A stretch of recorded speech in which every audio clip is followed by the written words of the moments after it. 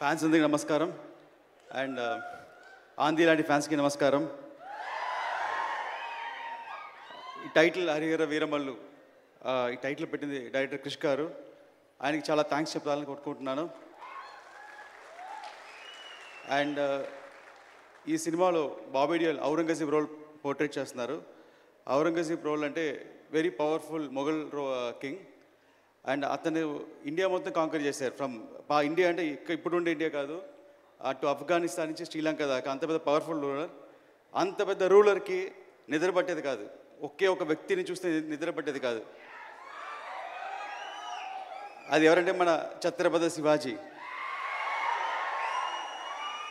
ఆయన ఉన్నంత వరకు నిద్ర పట్టేది కాదు. ఎప్పుడెప్పుడు అతను ఎలా అటాక్ చేస్తే భయంతో ఉండేవాడు.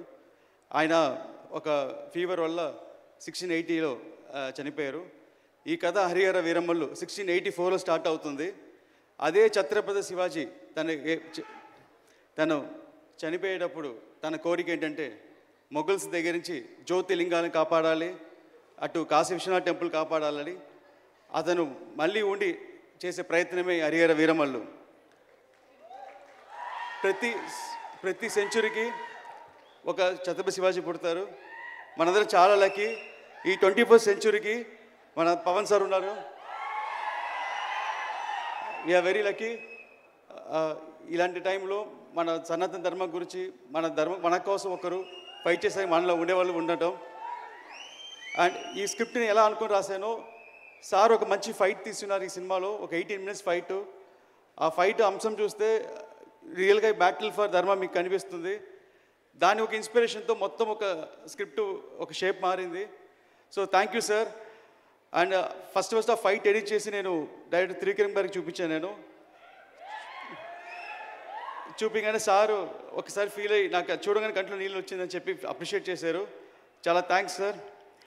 అండ్ ఫాదర్ హేమనాథ్ గురించి చెప్పాలంటే ఒకే మాట, అందరూ వాళ్ళ పిల్లలకి ఆస్తి సంపాదిస్తారు, కానీ మా ఫాదర్ మంచి పేరు సంపాదించి ఇచ్చారు. ఆ పేరు వల్లే నాకు ఈరోజు పవన్ కళ్యాణ్ గారితో డైరెక్ట్ చేసే అవకాశం దొరికింది. చాలా థ్యాంక్స్ నాన్నగారు. Thanks Pawan sir. అండ్ ఒక చిన్న ఇన్సిడెంట్, సినిమా షూటింగ్ అంతా అయిపోయింది. ఒక 3 days ప్యాచ్ వర్క్ ఏదో ఉండింది. ఆ టైంలో సార్ ఒకసారి నన్ను పిలిచి ఇలా సినిమా చూడాలన్నారు. నేను ఒక సినిమా చూపించాను. ఒక 2 days నాకు కమ్యూనికేషన్ లేదు. సండే ఈవినింగ్ నాకు నెక్స్ట్ ఏం జరగబోతుంది, సార్ ఎలా ఫీల్ అయ్యారు ఏం తెలియలేదు, ఎలా ప్లాన్ చేయాలని తెలియలేదు. ఒక చిన్న లో ఫీలింగ్లో ఉన్నాను. అది ఆ ఫీలింగ్ వచ్చిన టైం ఏంటో తెలియదు. సడన్గా నాకు త్రివిక్రమ్ సార్ నుంచి కాల్ వచ్చింది. వచ్చి నువ్వు ఫ్రీగా ఉన్నావని అన్నారు. సార్ ఎస్ సార్ అన్నాను. ఒకే మాట, ఇప్పుడే పవన్ సార్ ఇంట్లో నుంచి బయటికి వస్తున్నారు, నీ గురించి 2 hours చెప్పారు అన్నారు. చెప్పగానే అప్పుడు ఒక మాట, ఒక టెక్నీషియన్కి ఎంత సంపాదించి డబ్బులు ఇచ్చినా సరిపోదు, వాళ్ళకి కాంప్లిమెంట్ ఇస్తే ఇష్టం, నేను 2 hours కాంప్లిమెంట్ చేశారన్నారు. అవి నాకు తెలియని సంతోషం, కానీ నా కంట్లో టీఎస్ కారుతుంది. సో ఎవ్రీ సీన్ నేను సార్తో చేసేటప్పుడు సార్ దగ్గర ఒక గుడ్ అనిపించుకోవాలి, వెరీ గుడ్ అనిపించుకోవాలని చేస్తాను నేను. సో థ్యాంక్స్ సార్, మూవీ చాలా బాగా చేశాను సార్. And thank you so much sir for giving this opportunity. And మీ ఫ్యాన్స్ మేము అందరి సినిమా చూసి గర్వపడతాం. Thank you so much.